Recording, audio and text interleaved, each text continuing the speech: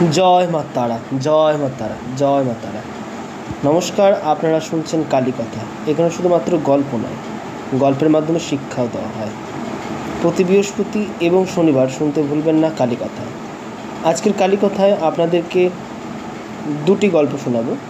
গল্প দুটি শুনে যদি আপনাদের ভালো লেগে থাকে তাহলে আমার ইউটিউব চ্যানেলটি সাবস্ক্রাইব করবেন, বেল আইকনটি ক্লিক করবেন এবং লাইক আর কমেন্ট শেয়ার করতে ভুলবেন না। আপনি যদি বেল আইকনটা ক্লিক করে রাখেন তাহলে এরকম ভিডিও আরও অনেক পাবেন। তো প্রথম যে গল্পটি বলবো সেটা হলো শ্রী গুরু বামের সান্নিধ্যে শাকম্ভরী ভৈরবী মা, মানে গুরু শিষ্যা, বা এটা হচ্ছে মহিলা, তিনি হচ্ছেন ভৈরবী। তো কীরকম তারা ছিলেন সেটার একটা ছোট্ট আপনাদের সামনে ঘটনাটা তুলে ধরছি। একদিন শিমুলতলায় ভক্ত পরিবৃত্ত হয়ে বসে আছেন লীলাময় শ্রীবাম। এমন সময় সেখানে উপস্থিত হলেন তার অন্যতম প্রিয় শিষ্যা সাধিকা ভৈরবী মা শাকম্ভরী। এই মহা সাধিকা গুরু বামদেবের বেশ কৃপাধন্যা কন্যা।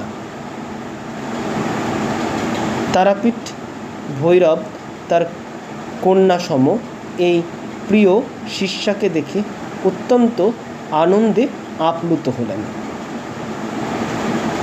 ভৈরবী মা তার শ্রীগুরুর চরণকমলে আন্তরিক প্রণাম জানিয়ে ব্যক্ত করলেন তার আন্তরিক প্রার্থনা।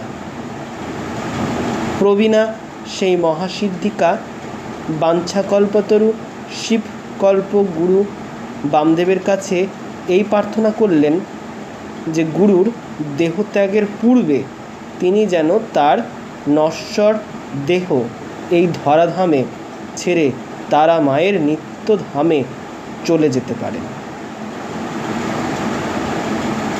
শ্রীগুরু বামদেব তার এই অসীম শ্রদ্ধা ভক্তি দেখে বামদেব তার অভিলাষ পূর্ণ করলেন বা ইচ্ছাটি পূরণ করলেন। তিনি বর দিলেন, যথা সময় তোমার ইচ্ছে পূর্ণ হবে মা। গুরু থেকেই এই বর পেয়ে শাকম্ভরী ভৈরবী মা খুবই আনন্দিতা হলেন, কারণ তিনি যোগে বললে জানতে পেরেছিলেন যে গুরু বামদেবের মৃত্যু বা তার দেহাবসান ক্রমশ এগিয়ে আসছে। কিন্তু নিজের প্রাণাধিক প্রিয় গুরুর অনুপস্থিতি তার পক্ষে সহ্য করার মতন নয় বলে শ্রীগুরু পূর্বে তিনি মরদেহ ত্যাগের ইচ্ছা প্রকাশ করিলেন। এই ঘটনাটি মনে করিয়ে দেয় প্রায় 500 বছর পূর্বে পরম বৈষ্ণব তথা নামাচার্য শ্রী হরিদাস ঠাকুরের কথা। শ্রী মহান মহাপ্রভু আসন্ন অপ্রকট হবার কথা জানতে পেরে সেই বিরহ সহ্য করতে না পেরে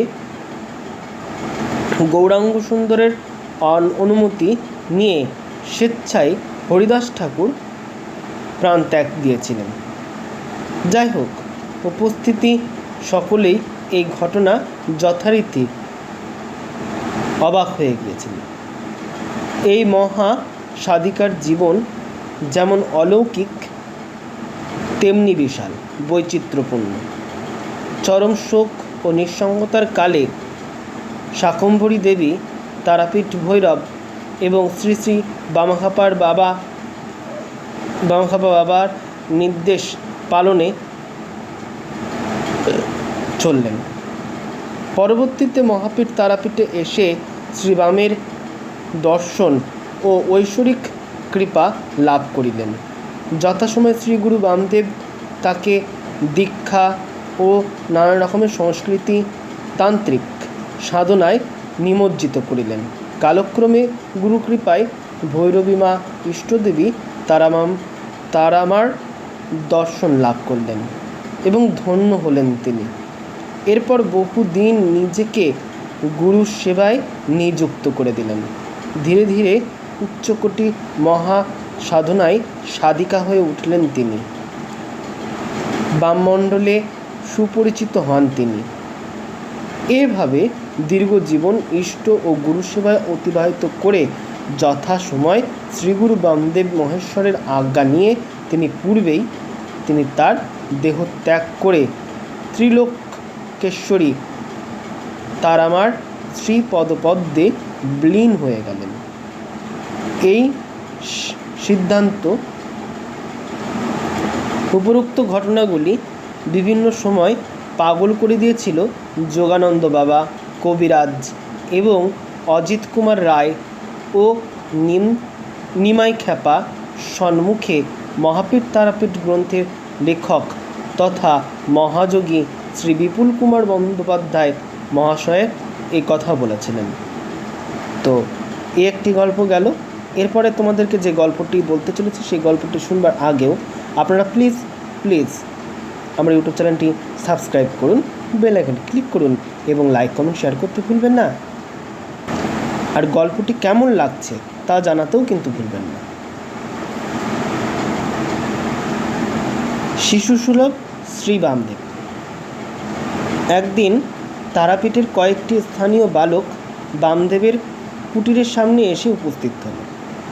তাদের মূল উদ্দেশ্য হল বামাখ্যাপার কাছ থেকে কিছু ভালো ভালো খাবার সংগ্রহ করা। নিজের আশ্রমে দাওয়াতে যথারীতি নির্বাকভাবে বসে আছেন বামাখ্যাপা বাবা। বালকেরা ভৈরব শ্রী বামের ভীমাকৃতি রূপ দর্শন করে তার সামনে আসতে সাহস পেলেন না, তাই তারা দূরে দাঁড়িয়ে রইল। বালকদের মধ্যে স্বাভাবিক শক্তি ও সাহসের অভাব দেখে লীলাময় বামদেবের তাদের বকতে শুরু করলেন। অবোধ বালকদের দল তা উপলব্ধি করতে না পেরে চপলতা ও কৌতুকবশত খ্যাপাবামার উদ্দেশ্যে ঢিল ছুটতে লাগলেন। মানে বাচ্চাগুলো ঢিল ছুটতে লাগলো, যার ফলে লীলাময় শ্রী বাম কৃত্রিম ক্রোধ দেখিয়ে শিশুর মতনই তাদের উদ্দেশ্যে পাল্টা ঢিল ছুটতে লাগলো। কিন্তু একটা আশ্চর্য কাণ্ড ঘটল এখানে। বালকরা ছুটছে বড় বড় ঢিল, কিন্তু বামদেব যখন বড় বড় ঢিলগুলো ছুটছে তখন তাদের কাছে সেগুলো রসগোল্লা, সন্দেশ, মিঠাই প্রভৃতি সুস্বাদু মিষ্টিতে রূপান্তরিত হচ্ছে। জীবশ্বর বামদেব এই আশ্চর্য যোগ ঐশ্বর্য দেখে পরম বিস্ময়ে হতবাক হয়ে গেলেন।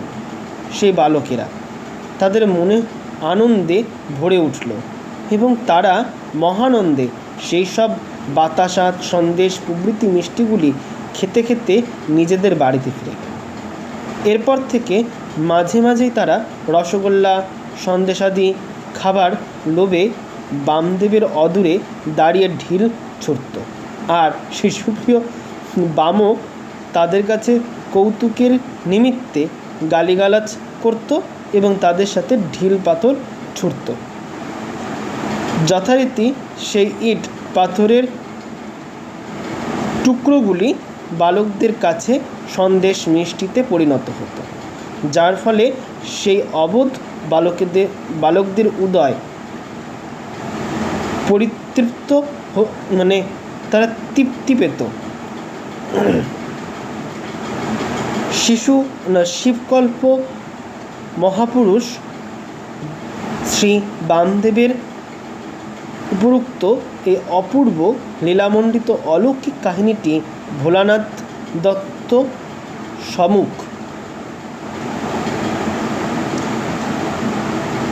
সম্মুখ হচ্ছে 6 শ্রাবণ 1381 বঙ্গাব্দে ৭৯ বছর বয়সে তারাপীঠে বসে মহাযোগী শ্রী বিপুল কুমার গঙ্গোপাধ্যায় মহাশয়কে বলছিলেন, কারণ সেই তথাকথিত দুরন্ত ও অবোধ বালকের মধ্যে তিনি নিজেও নিজেকে জড়িয়ে ফেলেছিলেন। জয় জয় মা তারা, জয় তার, জয় মা তারা। তো এই দুটি গল্প আপনাদের শুনে কেমন লাগলো তা জানাতে ভুলবে না। জানাতে হলে আমার ইউটিউব চ্যানেলটি সাবস্ক্রাইব করো, বেল আইকনটি ক্লিক করো এবং লাইক কমেন্ট শেয়ার করতে ভুলো না। আর কেমন লাগলো সেটাও কিন্তু জানাতে ভুলো না।